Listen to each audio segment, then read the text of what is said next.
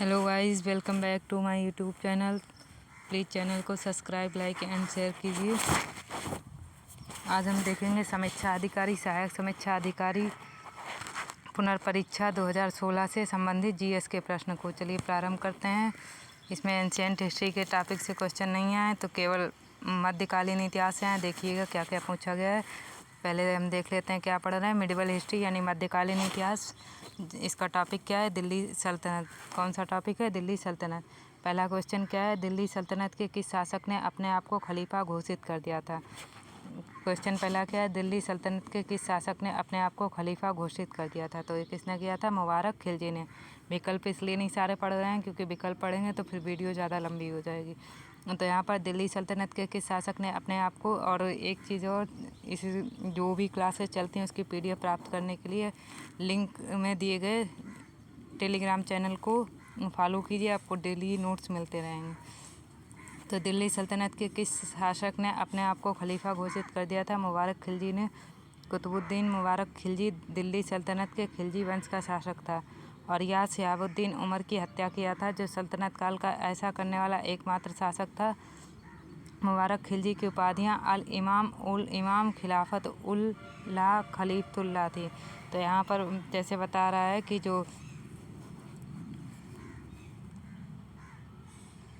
इसको एक बार रिवाइज कर लीजिए। किसका नाम पढ़ रहे हैं? कुतुबुद्दीन मुबारक खिलजी। कुतुबुद्दीन मुबारक खिलजी दिल्ली सल्तनत के खिलजी वंश का शासक था। किस वंश का शासक था? खिलजी वंश का।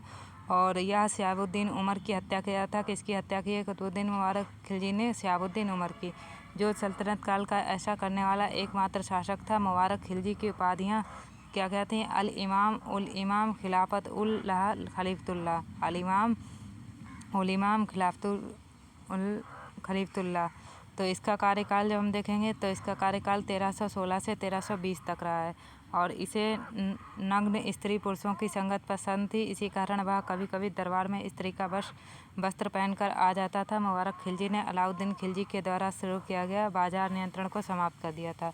तो मोस्ट इम्पोर्टेंट पॉइंट क्या याद रखना है कि किसने अलाउद्दीन खिलजी के द्वारा शुरू की गई बाजार नियंत्रण प्रणाली को समाप्त कर दिया था? कुतुबुद्दीन मुबारक खिलजी ने समाप्त कर दिया था।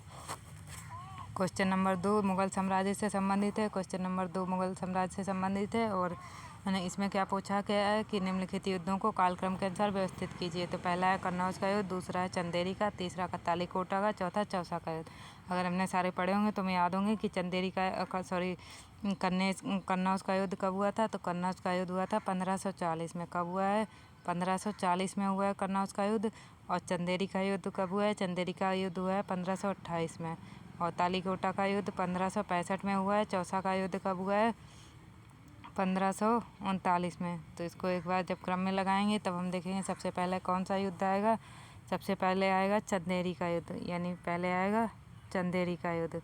उसके बाद दूसरे नंबर पे आएगा, चंदेरी का युद्ध कब हुआ था अभी बताया था 1528 में। चौसा का युद्ध आएगा दूसरे नंबर पर। फिर आएगा तीसरे नंबर पर कन्नौज का युद्ध और लास्ट में आएगा तालीकोटा का युद्ध। तो जब क्रम में लगाएंगे कि चंदेरी का युद्ध कब हुआ 1528 में, चौसा का युद्ध 1539 में, कन्नौज का युद्ध 1540 में, तालीकोटा का युद्ध 1565 में।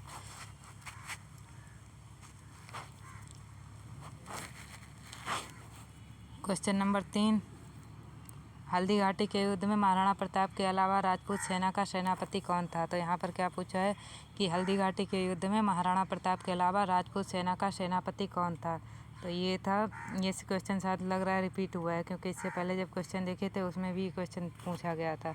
तो हकीम सूर, क्या नाम है? हकीम सूर। हल्दी घाटी का युद्ध कब हुआ था? 1576 ईस्वी में महाराणा प्रताप और मुगल सेनापति मान सिंह एवं आशफ खां के मध्य लड़ा गया। राजपूत योद्धाओं के अलावा राणा की सेना के अग्रभाग का नेतृत्व अफगानों की एक टुकड़ी के साथ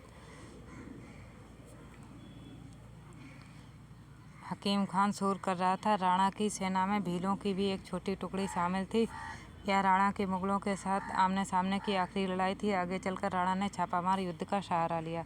तो क्वेश्चन को रिपीट कर लीजिए कि क्वेश्चन क्या था। क्वेश्चन नंबर 3 देखिए। क्वेश्चन नंबर 3 है हल्दी घाटी के युद्ध में महाराणा प्रताप के अलावा राजपूत सेना का सेनापति कौन था? तो हल्दी घाटी में महाराणा प्रताप के अलावा राजपूत सेनापति कौन था? हकीम सूर था। हल्दी घाटी का युद्ध कब हुआ? 1576 में। किसके बीच? महाराणा प्रताप और मुगल सेनापति मान सिंह। ये भी नाम पूछा गया है। मानसिंह एवं आशफ खां के मध्य लड़ा गया। तो राजपूत योद्धाओं के अलावा राणा की सेना के अग्रभाग का नेतृत्व अफगानों की एक टुकड़ी के साथ कौन कर रहा था? हकीम खान शूर कर रहा था। राणा की सेना में भीलों की भी एक छोटी टुकड़ी शामिल थी। यह राणा की मुगलों के सामने की आखिरी लड़ाई थी। आगे चलकर राणा ने छापामार युद्ध का सहारा लिया था। क्वेश्चन नंबर 4 क्या है? क्वेश्चन नंबर 4 विविध रज्मनामा किसी हिंदू ग्रंथ का फारसी अनुवाद है? तो रज्मनामा महाभारत का फारसी अनुवाद है। किसका अनुवाद है? महाभारत का। रज्मनामा महाभारत का फारसी अनुवाद है, जो मुगल बादशाह अकबर के समय करवाया गया। महाभारत का फारसी अनुवाद किसने किया था? बदायूनी नकीब खां फैजी के सम्मिलित प्रयासों से हुआ था। तो यहाँ पर हम देख रहे हैं कि महाभारत का फारसी अनुवाद किसके सम्मिलित प्रयासों से हुआ था? बदायूनी नकीब खां फैजी के सम्मिलित प्रयासों से हुआ था। Question number 5। क्वेश्चन नंबर 5 आधुनिक इतिहास यानी मॉडर्न हिस्ट्री से संबंधित है और ये मुगल साम्राज्य का विघटन एवं यूरोपीय वाणिज्य का प्रारंभ टॉपिक से संबंधित है। तो यहाँ पर क्वेश्चन नंबर 5 को देखते हैं। क्या है कि भारत में अंग्रेजों की सफलता तथा फ्रांसीसियों की असफलता के कारण के संदर्भ में निम्न कथनों में से कौन सा कथन सही? तो कॉन्सेप्ट पर आधारित प्रश्न है, आसानी से हो सकता है। सबसे ज़्यादा दिक्कत होती है फैक्ट वाले क्वेश्चन में।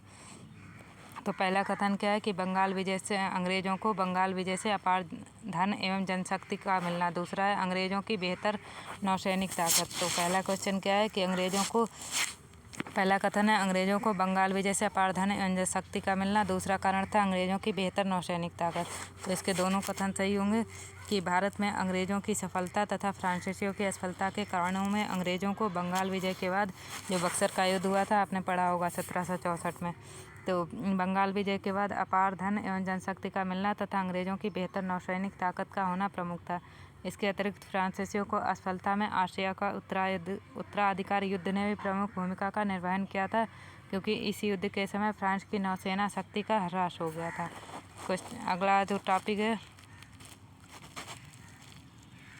थीम क्या है इसकी पहले देख लेते हैं। तो इसकी थीम है सामाजिक यानी सोशल, सांस्कृतिक यानी कल्चरल, जनजागृति, पीपल अवेयरनेस, निम्न जाति लोअर कास्ट, मजदूर संघ, लेबर एसोसिएशन, किसान आंदोलन एवं अन्य आंदोलन की बात कर रहा है। सामाजिक, सांस्कृतिक, जनजागृति, निम्न जाति, मजदूर संघ, किसान आंदोलन एवं अन्य आंदोलन। तो ये इसलिए हम देख रहे हैं कि हम किस टॉपिक से ज़्यादा ध्यान में रहे, फोकस में रखें उसको। तो हमें ध्यान रहेगा कि जैसे हमें जब आंदोलन पढ़ना है तो उसमें सामाजिक, सांस्कृतिक, जनजागृति, निम्न जाति, मजदूर संघ, किसान आंदोलन को ध्यान में रखना है।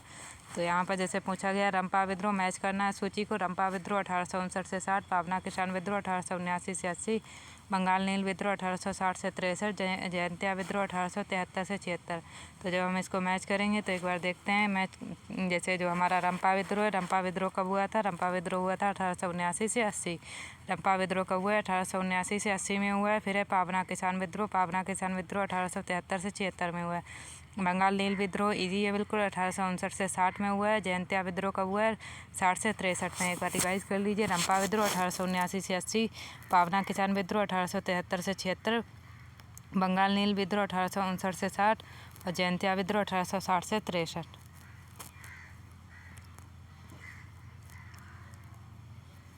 क्वेश्चन नंबर 7 देखिए, प्रमुख संस्थाएं संधियां आयोग अधिनियम से संबंधित है। क्या है? प्रमुख संस्थाएं संधियां आयोग एवं अधिनियम। तो यहाँ पर पहला जो क्वेश्चन नंबर 7 है, इसमें क्या पूछा गया है कि लाठी क्लब की स्थापना निम्नलिखित में से किसने की? क्या पूछ रहे हैं? लाठी क्लब की स्थापना किसने की? तो राइट आंसर होगा बाल गंगाधर तिलक। तो बाल गंगाधर तिलक की डिटेल देख लेते हैं। तो इनका जन्म 1856 में महाराष्ट्र में हुआ। कहाँ पर हुआ था? महाराष्ट्र में। और बाल गंगाधर तिलक लोकमान्य उपमान नाम से भी जाने जाते थे। तो आपको अभी ये बताना है कि लोकमान्य पुरस्कार किसको दिया गया। अभी हाल ही में ये न्यूज़ में था। तो बाल गंगाधर तिलक लोकमान्य उपनाम से भी जाने जाते थे और तिलक के प्रयासों से दक्कन एजुकेशन सोसाइटी एवं फर्ग्यूसन कॉलेज की स्थापना हुई। तो यहाँ पर हमें जो 2 संगठन दिए गए ध्यान रखना है किस किस की स्थापना इनके प्रयासों से हुई है। तो दक्कन एजुकेशन सोसाइटी, क्या नाम है? Deccan education society, Fergusson college की स्थापना। और तिलक ने जनमत को जागृत करने के लिए केसरी मराठी, जो मराठी भाषा में था, दैनिक था, और मराठा जो अंग्रेजी भाषा में था, साप्ताहिक था। तो अगर नहीं याद हो रहा है, कन्फ्यूजन हो रहा है, ऐसे याद करिए द मराठा। तो द मराठा, जब इंग्लिश में लिखते हैं तो द मराठा लिखते हैं। तो उससे हम ये ध्यान रखेंगे कि अंग्रेजी का जो था और इंग्लिश सबको नहीं आती, तो इसलिए ये क्या आएगा, वीकली आएगा। और केसरी जब शुद्ध हिंदी है, मतलब तो जो रीजनल लैंग्वेज है उसी भाषा में होगा। केसरी किस भाषा में था, मराठी, और डेली आएगा। तो सर यहाँ पर मराठा अंग्रेजी साप्ताहिक समाचार पत्र का प्रकाशन आरंभ किया। आपको इसमें एक चीज़ ज़रूर ध्यान रखनी है कि दक्कन एजुकेशन सोसाइटी में किसका सपोर्ट था या प्रयास था। तो दक्कन एजुकेशन सोसाइटी और फर्ग्यूसन कॉलेज में तिलक का सपोर्ट था। और तिलक ने मांडले जेल में, ये पूछा गया कि इन्होंने किस जेल में रहते हुए गीता पर टीका लिखी थी। तो मांडले जेल में गीता पर टीका लिखा था, जो किस नाम से जाना जाता है, गीता रहस्य के नाम से जाना जाता है। तिलक ने जनता को संगठित करने के लिए धार्मिक मनोभाव को उभारने का प्रयास किया। इसी उद्देश्य से उन्होंने गणपति उत्सव एवं शिवाजी उत्सव, आपको बताना है कि इन्होंने गणपति उत्सव और शिवाजी उत्सव को कब प्रारंभ, किस वर्ष प्रारंभ किया था। तिलक क्लब, समितियां, लाठी क्लब और अखाड़ा क्लब भी स्थापित किया था। तो तिलक ने जैसे क्लब, समितियां, लाठी क्लब और अखाड़ा क्लब को भी स्थापित किया था। क्वेश्चन नंबर 8 देखिए। क्वेश्चन नंबर 8 है, सूची फर्स्ट को सूची सेकंड से सम्मिलित करना है। सूची फर्स्ट, सूची सेकंड, इंडियन एसोसिएशन और आनंद चार्लू, पूना सार्वजनिक सभा सुरेंद्रनाथ बनर्जी, बम्बई प्रेसिडेंसी एसोसिएशन महादेव गोविंद राणाडे, मद्रास महाजन सभा में। तो यहाँ पर जब हम मिलाएंगे, इंडियन एसोसिएशन किससे संबंधित है, सुरेंद्रनाथ बनर्जी से संबंधित है। और जो पूना सार्वजनिक सभा किससे संबंधित है, महादेव गोविंद रानाडे से। बम्बई प्रेसिडेंसी एसोसिएशन किससे है, फिरोज शाह मेहता से। मद्रास महाजन सभा आनंद चार्लू से संबंधित है। तो इसको एक बार रिवाइज कीजिएगा कि जैसे जब हम पढ़ रहे थे इंडियन एसोसिएशन को किससे मैच किया था, सुरेंद्रनाथ बनर्जी से। इंडियन एसोसिएशन को किससे मैच करना है, सुरेंद्रनाथ बनर्जी से। Poona Sarvajanik Sabha Mahadev Govind Ranade, Bombay presidency association Firoz Shah Mehta, Madras Mahajan Sabha P Anand Charlu. Question number 9। Question number 9 है, निम्नलिखित में से कौन सा सही सुमेलित नहीं है, संगठन, व्यक्ति। तो यहाँ पर क्या दे रहा है कि कौन सा संगठन सही से सुमेलित नहीं है, मतलब संगठन से व्यक्ति सुमेलित नहीं है। तो पहला है यंग बंगाल आंदोलन, हेनरी विवियन, यंग बंगाल आंदोलन, हेनरी विवियन डेरोजियो सुमेलित है। दूसरा है बहिष्कृत हितग्राही सभा, ज्योतिबा फुले, यही वाला गलत है, ऑप्शन बी जो है ये गलत है। बहिष्कृत हितग्राही सभा के संस्थापक की बात कर रहे हैं, कौन होंगे, अम्बेडकर। और दूसरा है थियोसॉफिकल सोसाइटी, कर्नल अलकाट संबंधित हैं, सही है। और लास्ट वाला है United Indian Patriotic Association, Syed Ahmed Khan, ये भी सही है। रिवीजन कीजिएगा एक बार। यंग बंगाल आंदोलन, Henry Vivian Derozio, young Bengal आंदोलन, हेनरी विवियन, यंग बंगाल आंदोलन, हेनरी विवियन डेरोजियो। और Bahishkrit Hitgrahi Sabha, doctor Bhimrao Ambedkar. Theosophical Society, colonel Olcott. United Indian Patriotic Association, Syed Ahmed Khan. Question number 10। Question number 10, Imperial Gazetteer के संकलनकर्ता कौन थे। तो इंपीरियल गजेटियर के संकलनकर्ता कौन थे, William Wilson Hunter. Imperial Gazetteer के संकलनकर्ता का नाम क्या है, William Wilson Hunter. William Wilson Hunter उच्च कोटि के शिक्षाबद्ध ग्रंथकार एवं सांख्यिकीविद थे। इन्होंने भारत के सांख्यिकी सर्वेक्षण का प्रबंधन किया और 1875 से 77 में बंगाल का सांख्यिकी विवरण 20 खंडों में प्रकाशित किया। साथ ही इन्होंने 23 खंडों वाले इंपीरियल गजेटियर ऑफ इंडिया का प्रकाशन कराया। इनकी अध्यक्षता में एक शिक्षा आयोग, हंटर शिक्षा आयोग का गठन कब किया गया था, 1882 से 83 में किया गया। कब किया गया, 1882 से 83। फिर है स्वतंत्रता संग्राम एवं राष्ट्रीय आंदोलन। क्या है, स्वतंत्रता संग्राम एवं राष्ट्रीय आंदोलन। तो यहाँ पर क्वेश्चन नंबर 11 देखिए, निम्नलिखित में से कौन आज़ाद हिंद फौज आईएनए से जुड़े नहीं थे, यानी इंडियन नेशनल आर्मी से कौन कौन नहीं जुड़ा था। आज़ाद हिंद फौज से राशिद अली, शाहनवाज, पीके सहगल, बीसी दत्त। तो इसमें कौन नहीं कोरिलेट था, इससे संबंधित नहीं था, बीसी दत्त। तो इंडियन नेशनल आर्मी का गठन कब हुआ है, 1942 में कैप्टन मोहन सिंह के। ये नाम कई बार पेपर में पूछा गया है कि इंडियन नेशनल आर्मी का गठन किसने किया है, तो कैप्टन मोहन सिंह ने किया है। कब किया है, 1942 में। और जिसमें जापान के मलय अभियान के तहत, कौन सा अभियान, मलय अभियान। तो जिसमें जापान के मलय अभियान के तहत पराजित ब्रिटिश सेना के भारतीय सैनिकों को शामिल किया गया था। और 4 जुलाई 1943 को रास बिहारी बोस ने आज़ाद हिंद फौज की कमान किसको सौंप दी थी, सुभाष चंद्र बोस को।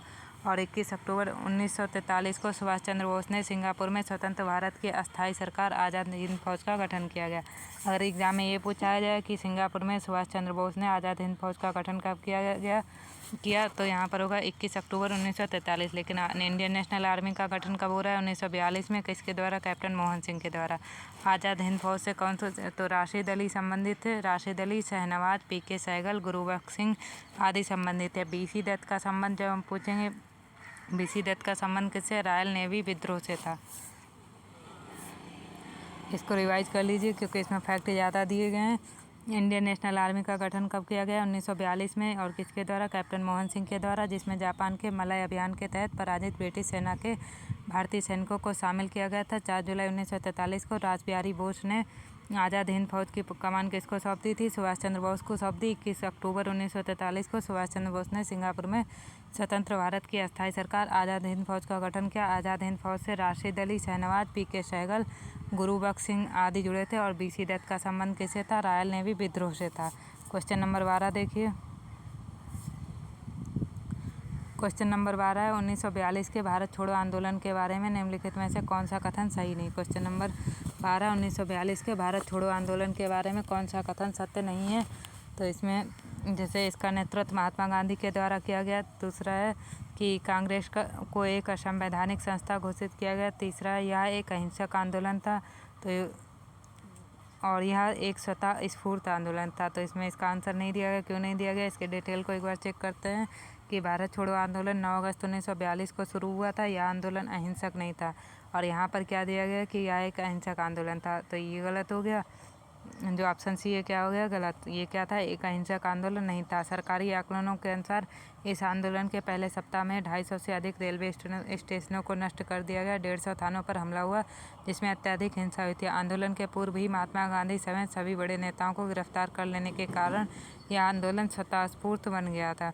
आंदोलन शुरू होते ही कांग्रेस को ब्रिटिश सरकार के द्वारा असंवैधानिक घोषित कर दिया गया। अतः स्पष्ट है कि विकल्प ए और सी दोनों सत्य नहीं है। हालांकि इस आंदोलन की रूपरेखा गांधी जी के नेतृत्व में, यहाँ पर बात कर रहे हैं नेतृत्व की, तो नेतृत्व क्या था कि जब आंदोलन, यहाँ पर बता रहा है आपको डिटेल में कि आंदोलन के पूर्व ही महात्मा गांधी समेत सभी बड़े नेताओं को गिरफ्तार कर लेने के कारण यह आंदोलन स्वतः स्फूर्त। कारण बता दिया गया कि आंदोलन के पूर्व ही महात्मा गांधी समेत सभी बड़े नेताओं को गिरफ्तार कर लेने के कारण यह आंदोलन एक स्वतः स्फूर्त आंदोलन बन गया था।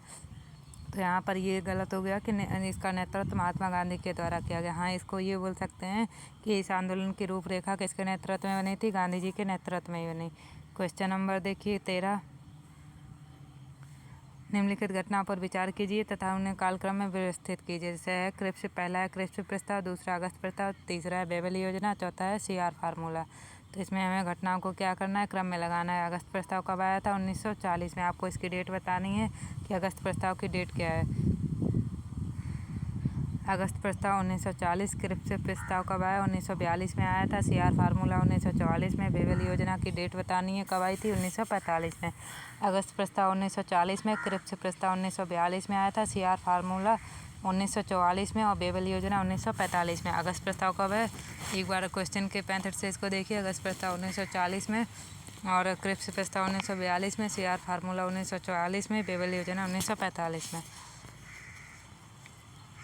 और ये विविध हिस्ट्री से संबंधित प्रश्न है। तो यहाँ पर क्वेश्चन नंबर 14 देखिए। ईश्वर के बारे में सोचने के लिए मेरे पास वक्त नहीं है क्योंकि अभी इस धरती पर बहुत काम किया जाना है। तो यहाँ पर क्या पूछ रहा है कि ईश्वर के बारे में सोचने के लिए मेरे पास वक्त नहीं है क्योंकि अभी इस धरती पर बहुत काम किया जाना है। तो इसका राइट आंसर क्या होगा? स्वामी ईश्वरचंद्र विद्यासागर। ईश्वरचंद्र विद्यासागर 19वीं शताब्दी के बंगाल के प्रसिद्ध दार्शनिक, शिक्षाविद, समाज सुधारक, लेखक एवं परोपकारी व्यक्ति थे।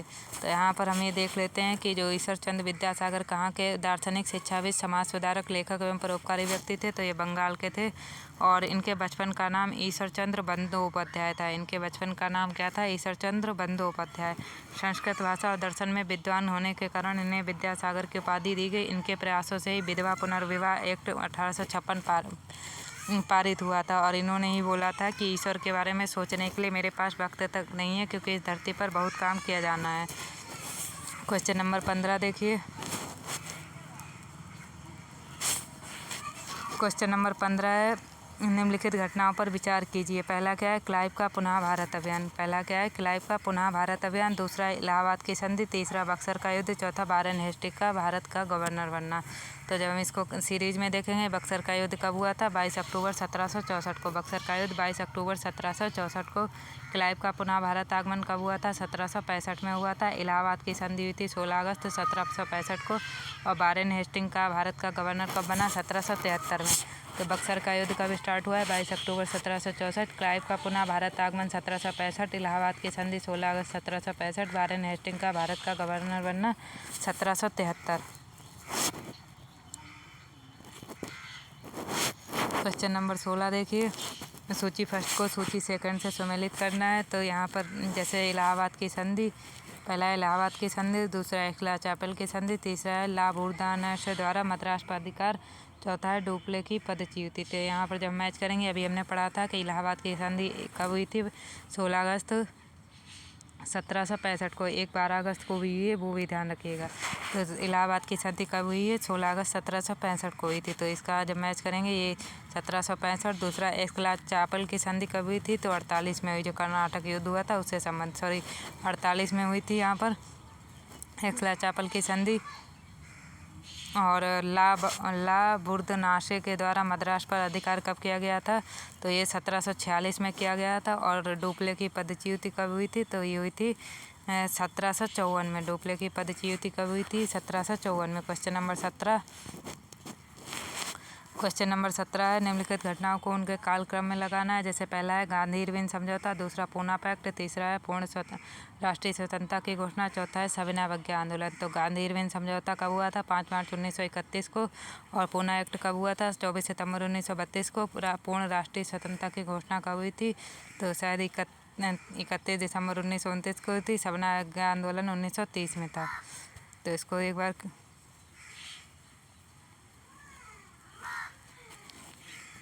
पूर्ण राष्ट्रीय स्वतंत्रता की घोषणा कब हुई है, 31 दिसंबर 1929 को। पूर्ण राष्ट्रीय, जहाँ जब रावी नदी के तट पर झंडा फहराया गया था। तो यहाँ पर पूर्ण राष्ट्रीय स्वतंत्रता की घोषणा कब हो रही है, 1929 में। सविनय अवज्ञा आंदोलन 1930 में स्टार्ट हुआ था। गांधी इरविन समझौता 5 मार्च 1931 को। पूना पैक्ट 24 सितंबर 1932 को हुआ था। क्वेश्चन नंबर 18 देखिए।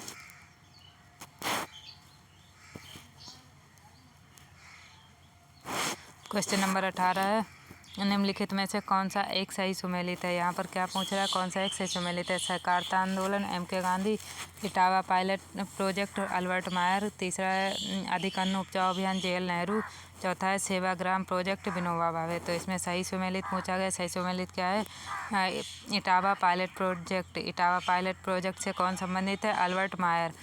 इटावा पायलट प्रोजेक्ट से संबंधित व्यक्ति का नाम क्या है, अल्बर्ट मायर। इटावा पायलट प्रोजेक्ट की परिकल्पना 1947 में की गई थी। इटावा पायलट प्रोजेक्ट की परिकल्पना कब की गई थी, 1947 में, लेकिन इसे सितंबर 1948 में शुरू किया। और यह परियोजना लेफ्टिनेंट कर्नल अल्बर्ट मेयर के मार्गदर्शन में शुरू किया गया था। आज का टास्क आपका ये है, आपको ये देखना है कि सहकारिता आंदोलन से संबंधित कौन था, अधिक अन्न उपजाऊ अभियान से संबंधित कौन था, सेवाग्राम प्रोजेक्ट, ये सब स्टार्ट कब हुए हैं, ये भी आपको देखना है। क्वेश्चन नंबर 19 देखिए। क्वेश्चन नंबर 19 है, निम्नलिखित में से कौन सा सही सुमेलित नहीं है। तो एक्ट पूछा गया, वर्ष राजद्रोही सभाओं को रोकने का अधिनियम 1908। यहाँ पर क्या पूछा गया, सही सुमेलित नहीं है। तो राजद्रोही सभाओं को रोकने का अधिनियम कब आया था, 1907 में आया था। इसमें क्या दिया है, 1908। तो ये क्या है, गलत है। दूसरा क्या है, विस्फोटक पदार्थ अधिनियम 1908 सही है। तीसरा है भारतीय फौजदारी कानून संशोधन अधिनियम, यानी इंडियन क्रिमिनल लॉ अमेंडमेंट कब आया, 1908 में आया।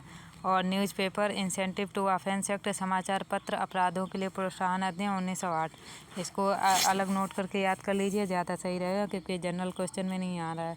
तो भारत में क्रांतिकारी गतिविधियों को रोकने के लिए ब्रिटिश सरकार ने कई दमनकारी कानून पारित किए, जिसमें राजद्रोही सभाओं को रोकने का अधिनियम 1907, विस्फोटक पदार्थ अधिनियम 1908, भारतीय फौजदारी कानून संशोधित अधिनियम 1908 तथा समाचार पत्र अधिनियम 1908, प्रेस एक्ट 1910, रोलेट एक्ट 1919 आदि प्रमुख अधिनियम पारित किए गए थे।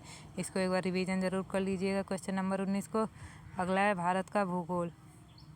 आज मैपिंग का कार्य आप खुद से करेंगे। तो भारत का भूगोल यहाँ पर भौतिक संरचना, अपवाह तंत्र, मानव भूगोल से संबंधित है। भौतिक संरचना, अपवाह तंत्र, मानव भूगोल। क्वेश्चन नंबर 20 देखिए, निम्नलिखित में भारत का कौन सा राज्य सर्वाधिक लंबी तटरेखा वाला है? क्या पूछा गया? भारत का कौन सा राज्य सर्वाधिक लंबी तटरेखा वाला राज्य है? तो ये होगा गुजरात।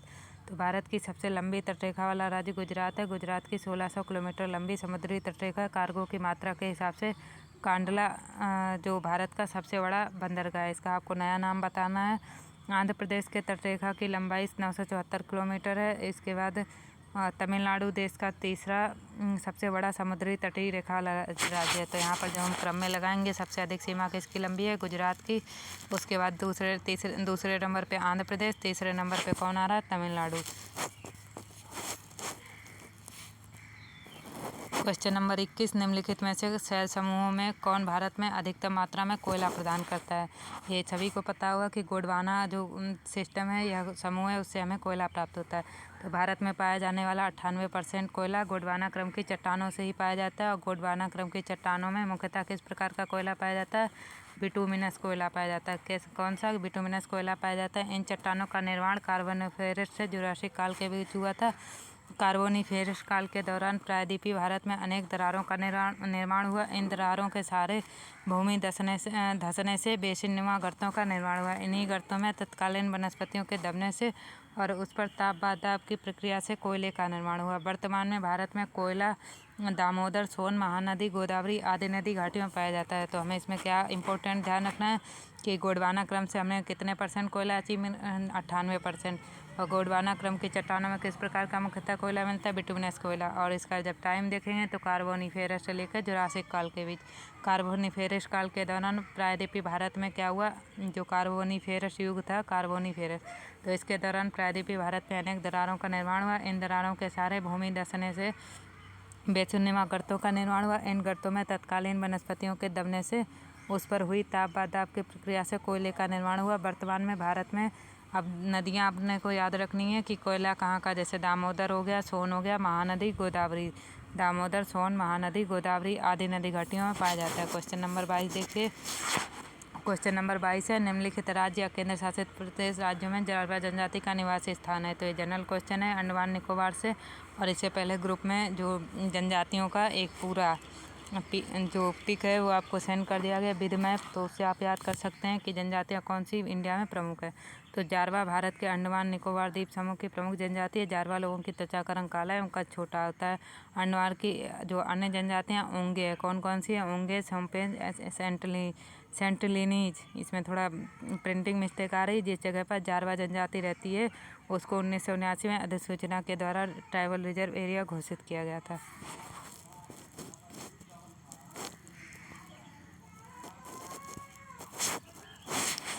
क्वेश्चन नंबर 23 क्या है? किस राज्य से कर्क रेखा नहीं गुजरती है? तो इसकी एक ट्रिक आपको पता होगी, मित्र पर गमछा झार।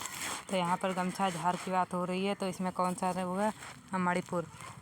विषुवत रेखा के उत्तर में स्थित 23.5 डिग्री उत्तरी अक्षांश को कर्क रेखा के नाम से जानते हैं। कर्क रेखा भारत के लगभग 20 से होकर और भारत के कितने राज्यों से? 8 राज्यों से। अब मित्र पर गमछा झार ट्रिक को कैसे चालू कर रहे हैं? मित्र से मी से हो गया मिजोरम, त्रा से क्या हो जाएगा? त्रिपुरा। मित्र हो गया पर, तो पा से हो गया पश्चिम बंगाल, रा से हो गया राजस्थान। मित्र पर गा से हो गया गुजरात और माँ से मध्य प्रदेश, छा से छत्तीसगढ़, झार से झारखंड। तो मित्र पर गमछा झार ट्रिक याद रखिएगा कि मी से हो गया मिजोरम, त्री से त्रिपुरा, और पा से हो गया पश्चिम बंगाल, रा से राजस्थान, गा से गुजरात, माँ से मध्य प्रदेश, छा से छत्तीसगढ़ और झार से झारखंड।